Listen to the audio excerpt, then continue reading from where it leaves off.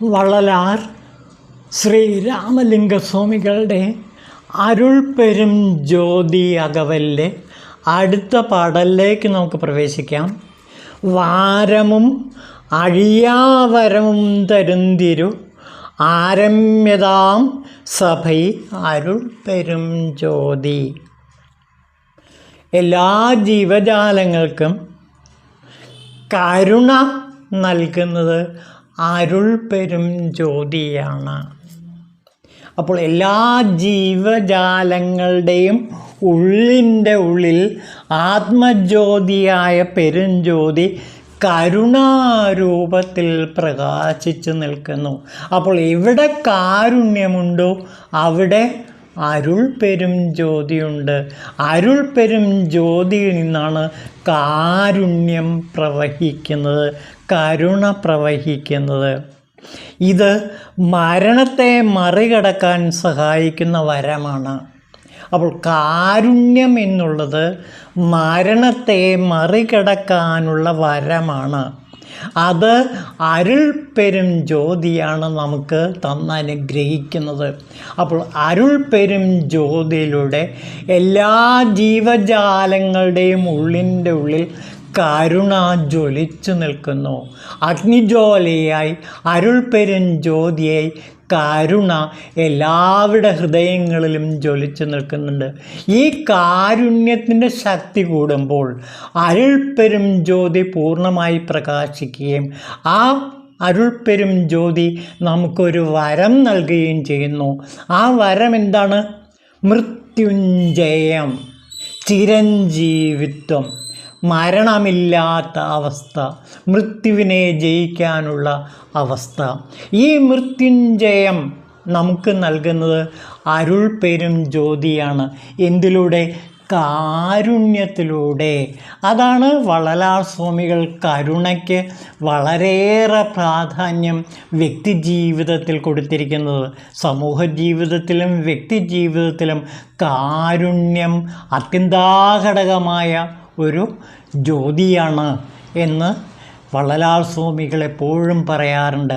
കരുണാമയമായ ഒരു ഹൃദയമുണ്ടായിരിക്കുക, നിനക്ക് താഴെയുണ്ട് ഉദാരമൻ മനം എന്നുള്ള ആ ഉദാരത എല്ലാവരിലും ജ്വലിച്ചു നിൽക്കുമ്പോൾ അരുൾപ്പെരും ജ്യോതി ഒരാളിൽ പൂർണ്ണപ്രകാശം ചൊരിഞ്ഞുകൊണ്ട് വിലസുന്നു. ഇത് മൃത്യുഞ്ജയത്തിലേക്ക് നമ്മെ നയിക്കുന്നു. മൃത്യുവിനെ ജയിക്കാനുള്ള ആ മരണമില്ലാത്ത അവസ്ഥയിലേക്ക് നമ്മെ ഈ കാരുണ്യം നയിക്കുന്നു. ജീവകാരുണ്യ ഒഴുക്കത്തിൽ നാം ഇത് കണ്ടതാണ്.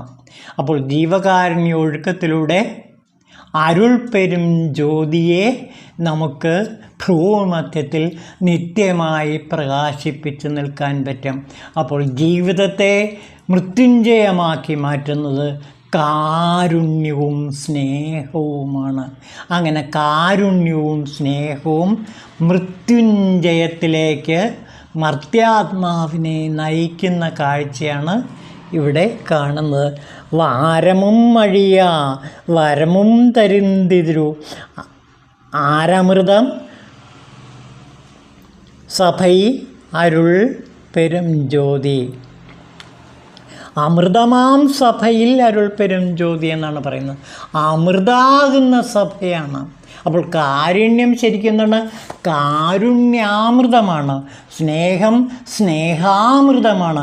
അപ്പോൾ ഈ കാരുണ്യാമൃതവും സ്നേഹാമൃതവുമാകുന്ന അമൃതം ഭക്ഷിച്ചാൽ ഒരാൾക്ക് മരണത്തിൽ നിന്ന് രക്ഷപ്പെട്ട് മൃത്യുഞ്ജയത്തിലേക്ക് എത്തിച്ചേരാൻ പറ്റും. ഇവിടെ നാം പ്രധാനമായിട്ടും ഒരു മഹാഗ്രന്ഥത്തെക്കുറിച്ച് പറയേണ്ടിയിരിക്കുന്നു. അത് ശ്രീമദ് AC ഭക്തിവേദാന്ത സ്വാമി ശ്രീല പ്രഭുപാദർ എഴുതിയ മൃത്യുഞ്ജയം എന്ന പുസ്തകമാണ്. ആ പുസ്തകത്തെക്കുറിച്ച് അല്പം കാര്യങ്ങൾ നാം മനസ്സിലാക്കിയാൽ ഈ മരണമില്ലാത്ത അവസ്ഥ എന്താണ് എന്ന് നമുക്ക് മനസ്സിലാക്കാൻ കഴിയും. അതിലെ ചില മൗലികമായ കാര്യങ്ങൾ നമുക്ക് നോക്കാം. ശാസ്ത്രങ്ങളുടെ വ്യാഖ്യാനങ്ങൾക്ക് ഇവിടെ പ്രസക്തിയില്ല എന്ന് പറഞ്ഞിട്ട് യഥാർത്ഥ ദൈവശാസ്ത്രം മനസ്സിലാക്കാൻ ഉത്തമനായ ഒരാധ്യാത്മികാചാര്യനെ കണ്ടെത്തി അദ്ദേഹത്തിൽ നിന്ന് നാം ഈ മൃത്യുഞ്ജയം മനസ്സിലാക്കണമെന്നാണ് അദ്ദേഹം അരുളുന്നത്. അതിന് അജാമിളൻ്റെ കഥയാണ് അദ്ദേഹം ഉദാഹരണമായി സൂചിപ്പിക്കുന്നത്. അതിൽ വളരെ പ്രധാനപ്പെട്ട ആ ഘടകം പറയാം. ഇവിടെ ബ്രാഹ്മണനായ അജാമിളൻ ഒരു വേശ്യയുമായി ബന്ധപ്പെട്ടതിൻ്റെ ഫലമായി അയാളുടെ ബ്രാഹ്മണ്യം മുഴുവൻ നഷ്ടമായി. അയാൾ 20 വയസ്സുള്ളൊരു യുവാവായിരുന്നു. വേശ്യയുമായുള്ള നിയമവിരുദ്ധമായ ബന്ധത്തിൻ്റെ ഫലമായി അയാൾ തെണ്ടിയും കടം വാങ്ങിയും കട്ടും ചൂതാട്ടം നടത്തിയും ജീവിക്കാൻ നിർബന്ധിതനായി. വേശ്യയുമായി അവിഹിത ബന്ധം പുലർത്തിയതും മൂലം അയാൾ നിത്യനരകത്തിൽ പ്രാപിച്ചു. എന്നിട്ട് അദ്ദേഹം അതിൽ നിന്ന് രക്ഷപ്പെടാൻ നോക്കുകയാണ്. വഞ്ചകന്മാർക്കും കള്ളന്മാർക്കും കൊള്ളക്കാർക്കും കൂടി കുടിയാന്മാർക്കും ചൂതാട്ടക്കാർക്കും ശക്തി പകരുകയാണ് ഈ കാലഘട്ടം ചെയ്യുന്നത്. അതിനാൽ കൃഷ്ണാവബോധ പ്രസ്ഥാനത്തിലുള്ള ഭക്തന്മാരെയെല്ലാം നാം ആദ്യം ഉപദേശിക്കുന്നത് അവിഹിത ലൈംഗിക വേഴ്ച ഒഴിവാക്കാനാണ്. വിരസമായ ജീവിതത്തിൻ്റെ പ്രാരംഭമാണത്. അതോടൊപ്പം ഒന്നിനു പിറകെ ഒന്നായി മാംസാഹാരം, മദ്യപാനം, ചൂതാട്ടം എന്നിവയും ഒഴിവാക്കേണ്ടതുണ്ട്. ഇവിടെ പ്രലോഭനങ്ങളെ ചെറുത്തു നിൽക്കുക എന്ന് തീർച്ചയായും വിഷമമായ ഒരു സംഗതിയാണ്. എന്നാൽ കൃഷ്ണന് കീഴടങ്ങുക, അതായത് ഈ അരുൾപ്പെരുംജ്യോതിക്ക് കീഴടങ്ങുക എന്നാൽ വളരെ നിഷ്പ്രയാസം ഒരുവന് സാധിക്കാവുന്നതാണ്. ഇതൊക്കെ അജാമിളൻ്റെ കാലഘട്ടത്തിൽ ഇതൊരു പുതുമയുള്ള സംഗതിയാണ്. ഇന്ന് ഈ കാലഘട്ടത്തിൽ നമുക്ക് ലക്ഷക്കണക്കിന് അജാമിളന്മാരെ കാണാവുന്നതാണ്. അനാശാസ്യ ലൈംഗിക വീഴ്ച തുടരാൻ അനുവദിക്കുകയാണെങ്കിൽ ഈ സമൂഹത്തോടുള്ള ഒരു നിന്ദയായിരിക്കും അത്. കാരണം അത്തരമുള്ളൊരു സമൂഹത്തിൽ വഞ്ചകരുടെയും കള്ളന്മാരുടെയും ചതിയന്മാരുടെയും മാത്രം കൂത്തരങ്ങായി മാറും. അതുകൊണ്ട് നമ്മുടെ പരിതസ്ഥിതിയെ മെച്ചപ്പെടുത്തുവാൻ ആഗ്രഹിക്കുകയാണെങ്കിൽ നാം ശരിക്കും ഈശ്വരാവബോധം പരിശീലിക്കേണ്ടിയിരിക്കുന്നു. അങ്ങനെയാണെങ്കിൽ അത് ഭൗതികമായ രീതിയിലും ആധ്യാത്മിക രീതിയിലും ഈ സമൂഹത്തിന് നൽകുന്ന നല്ലൊരു സേവനമായിരിക്കും എന്ന് ആമുഖമായിട്ട് പറഞ്ഞിട്ട് ഭക്തിവേദാന്ത സ്വാമികൾ പറയുകയാണ്, മരണസമയത്ത് സ്വയം രക്ഷ നേടുന്നതിൽ ജനങ്ങൾ ഉത്കണ്ഠാകുലരാണ്, വിശേഷിച്ചും പാപികൾ. ആത്മാവിന് മരണമില്ല. ന ഹന്യതേ ഹന്യമാനേ ശരീരേ. എന്നാൽ ഈ ശരീരം വിട്ട് മറ്റൊരു ശരീരത്തിൽ കടക്കുക എന്നത് വേദനാജനകമാണ്. മരണസമയത്ത് ജീവാത്മാവിന് ഒരു നിമിഷം പോലും അപ്പോഴത്തെ ശരീരത്തിൽ കഴിയുവാൻ സഹിച്ചുകൂടാ. അത്രയ്ക്ക് തീവ്രമാണ് വേദന. ചിലപ്പോൾ ജീവിത വേദന അസഹനീയമാകുമ്പോൾ മനുഷ്യൻ ആത്മഹത്യ ചെയ്യുന്നു. എന്നാൽ കർമ്മനീതി അനുസരിച്ച് ആത്മഹത്യ പാപകരമാണ്. കയ്യിൽ കയറും, ശിരസിൽ പാറിപ്പറക്കുന്ന മുടിയും കുറ്റി പോലുള്ള ശരീരരോമങ്ങളുള്ള അത്യന്ത ഭീകരമായ 3 ഘോര മനുഷ്യരെ മരണത്തെ നേരിടുന്ന അജാമിളൻ കണ്ടു. യമദൂതന്മാർ അജാമിളനെ അയാളുടെ ശരീരത്തിൽ നിന്നും ചീന്തിയെടുത്ത് വലിച്ചിഴച്ച് യമരാജൻ്റെ കോടതിയിൽ എത്തിക്കാൻ വന്നിരിക്കുകയാണ്. മരിച്ചുകൊണ്ടിരിക്കുന്ന മനുഷ്യൻ യമദൂതന്മാരെ കാണുന്ന അവസരത്തിൽ ചിലപ്പോൾ പേടിച്ച് ഉറക്കെ നിലവിളിക്കാറുണ്ട്. അജാമിളനും അതുപോലെ പേടിച്ചരണ്ടുപോയി. പുത്രനെയാണ് ഉദ്ദേശിക്കുന്നെങ്കിലും ഭാഗ്യവശാൽ നാരായണൻ്റെ തിരുനാമമാണ് അജാമിളൻ ഉരുവിട്ടത്. അതിനാൽ നാരായണൻ്റെ ആജ്ഞാവാഹകരായ വിഷ്ണുദൂതന്മാരും അതിവേഗം അവിടെ എത്തി. യമരാജൻ്റെ പാശത്തെ അങ്ങേയറ്റം ഭയപ്പെടുന്നതിനാൽ നിറഞ്ഞു കണ്ണുകളുടെ അജാമിളൻ ഭഗവത് നാമങ്ങൾ ഉരുവിട്ടു. സത്യത്തിൽ അയാൾ ഭഗവത് നാമം ഉരുവിടാൻ ഒരിക്കലും ഉദ്ദേശിച്ചിരുന്നില്ല.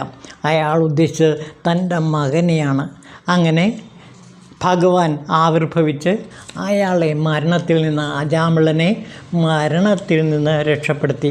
സജ്ജനങ്ങളെ രക്ഷിക്കാനും ദുഷ്കൃതികളെ നശിപ്പിക്കാനും ഒപ്പം ധർമ്മം പുനഃസ്ഥാപിക്കാനും വേണ്ടി ഈശ്വരൻ യുഗങ്ങൾ തോറും അവതരിക്കുന്നു.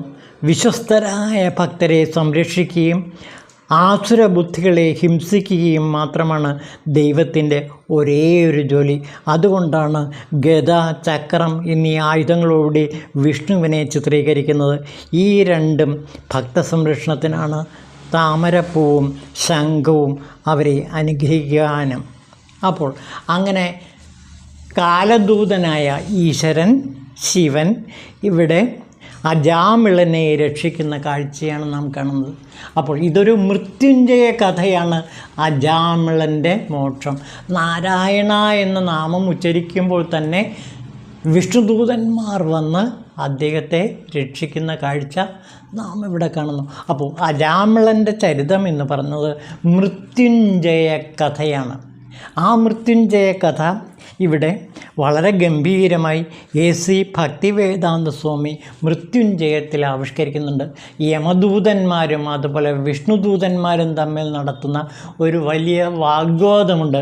നമുക്ക് സമയം കിട്ടുകയാണെങ്കിൽ ആ മൃത്യുഞ്ജയത്തിലേക്ക് പിന്നീട് വിശദമായി കിടക്കാം.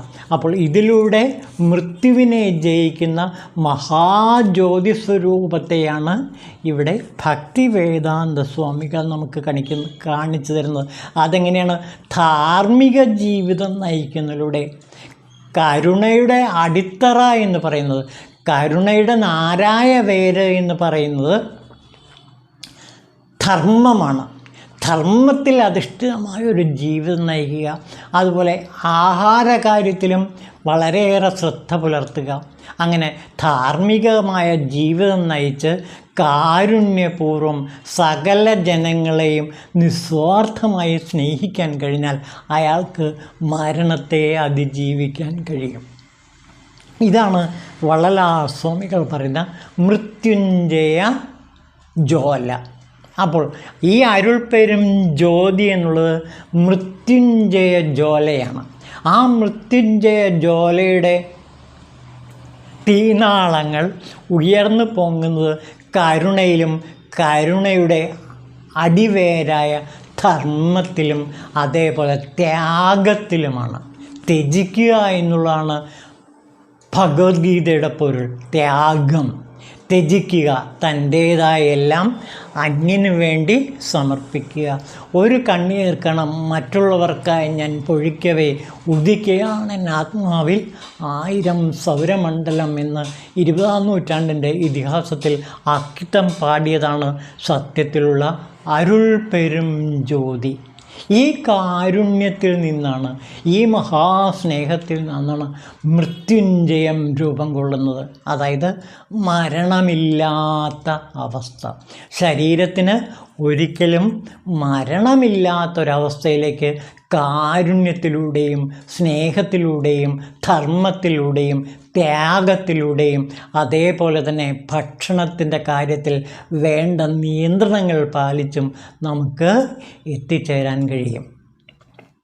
അപ്പോൾ ഇവിടെ അരുൾപ്പെരും ജ്യോതി എന്ന് പറയുന്നത് മൃത്യുഞ്ജയ ജ്വാലയാണ്. ആ ജാമിളൻ്റെ കഥ നമുക്കിനി സമയം കിട്ടുമ്പോൾ കൂടുതൽ വിശദമായിട്ട് ഭക്തിവേദാന്ത സ്വാമികളുടെ പിൻബലത്തോടെ നമുക്ക് മനസ്സിലാക്കാൻ കഴിയും. അതോടെ മരണമില്ലാത്ത ഒരവസ്ഥയിലേക്ക് നമ്മുടെ ശരീരം മാറുകയും ചെയ്യും. ഇത് 1982 പ്രസിദ്ധീകരിച്ചൊരു പുസ്തകമാണ്.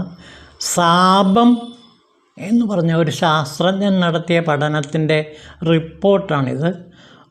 അതായത് ശരീരബാഹ്യാനുഭവങ്ങളുടെ യാഥാർത്ഥ്യം ബോധ്യപ്പെടുത്തിത്തരുന്ന ഒരു കൃതിയാണിത്. അതായത് തലച്ചോറിൽ നിന്ന് വ്യതിരിക്തമായ അസ്തിത്വം മനസ്സിനുണ്ടെന്നും ആസന്ന മരണത്തിൻ്റെ നിർണായകഘട്ടം അല്പസമയത്തേക്ക് മനസ്സിനെയും തലച്ചോറിനെയും തമ്മിൽ വേർപെടുത്താൻ കാരണമായി എന്നുമുള്ള നിഗമനത്തിലാണ് ഈ ശാസ്ത്രജ്ഞൻ സാംബം എത്തിച്ചേർന്നത്. ശരീര നാശത്തിന് ശേഷവും നിലനിൽക്കുന്നുണ്ട് എന്ന് ചില മതതത്വങ്ങൾ പറയുന്ന ആത്മാവ് തന്നെയാണോ ഫലത്തിൽ തലച്ചോറിൽ നിന്ന് വേറിട്ട് നിന്നത് ആ മനസ്സ്? എൻ്റെ നോട്ടത്തിൽ NDE, നിയർ ഡെത്ത് എക്സ്പീരിയൻസ്, ആസന്ന മരണാനുഭവങ്ങൾ റിപ്പോർട്ടുകൾ ഉയർത്തുന്ന ആത്യന്തികമായ ചോദ്യം ഇത് തന്നെയാണ്. അപ്പോൾ മതതത്വങ്ങൾ പറയുന്ന, ആത്മീയ തത്വങ്ങൾ പറയുന്ന അവസ്ഥയിലേക്ക് ഇന്ന് ശാസ്ത്രം എത്തിച്ചേരുകയാണ്. തലച്ചോറിൽ നിന്നും വേറിട്ട് നിൽക്കുന്ന ഒരു വസ്തുവുണ്ട്. ആ വസ്തു മനസ്സ്, ആത്യന്തിക മനസ്സ് അഥവാ അതിമനസ്സ്, സൂപ്പർ മൈൻഡ് എന്ന് പറയുന്ന ഒരു ശക്തിവിശേഷമാണ്. അപ്പോൾ നമ്മിലെല്ലാം തന്നെ ഈ അതിമനസ്സുണ്ട്. മരിച്ചാലും ഈ അതിമനസ്സ് മരണമില്ലാതെ ജീവിക്കുന്നു. ഈ അതിമനസ്സിൻ്റെ ശാസ്ത്ര പഠനമാണ് അരവിന്ദ മഹർഷി ലൈഫ് ഡിവൈൻ എന്ന കൃതിയിൽ വിവരിക്കുന്നത്. അപ്പോൾ ലൈഫ് ഡിവൈനിൽ നിന്ന് ഈ വലിയ മനസ്സിൻ്റെയും ശ്രേഷ്ഠ മനസ്സിൻ്റെയും അതിമനസ്സിൻ്റെയും പല പല ഭാവതലങ്ങളും അരവിന്ദൻ വിവരിക്കുന്നത് നമുക്ക് കാണാൻ കഴിയും.